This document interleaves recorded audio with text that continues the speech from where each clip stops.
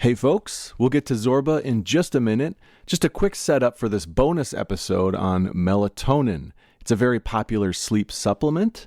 The American Academy of Sleep Medicine says 6 in 10 people have taken melatonin at some point to help them sleep.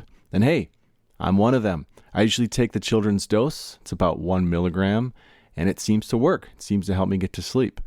So when I saw the headlines this week about long-term use of melatonin being linked to heart failure, I, of course, took note.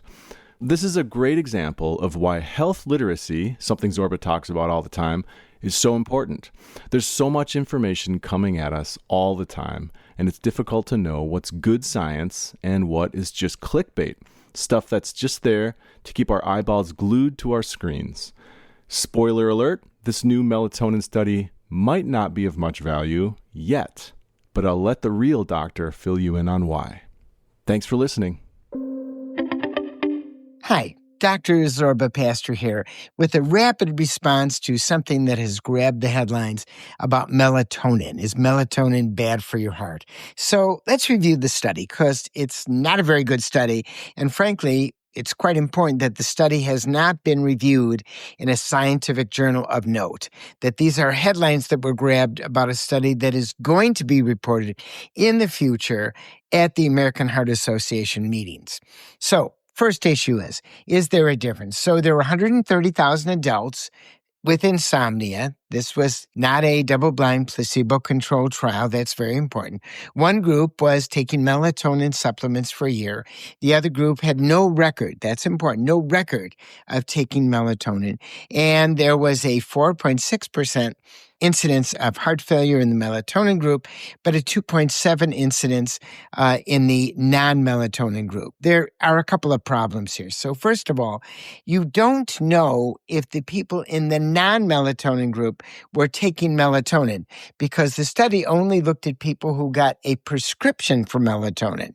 So in other words, that means, because you can buy it over the counter without a prescription, a number of the non-melatonin people in the supposed non-melatonin group might have been taking melatonin.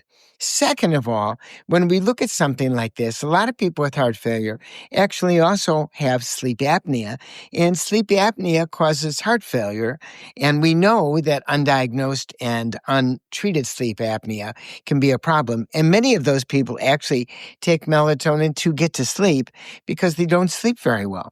So the idea that melatonin actually increases the risk of heart failure, to do that, you actually would have to have a placebo-controlled randomized trial where half the people take melatonin, half the people do not take melatonin, and you have to have it in a group that is prone to heart failure to see if it actually causes that. Now, why is this important? Well, all scientific studies are not of equal weight. This is a minimal scientific study that leads the way to the fact that we should study melatonin, but I don't think this study proves at all that melatonin increases heart failure.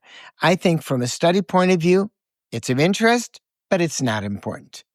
Thank you for listening to my podcast, Stay Well with Dr. Zorba Paster, and don't forget to stay well.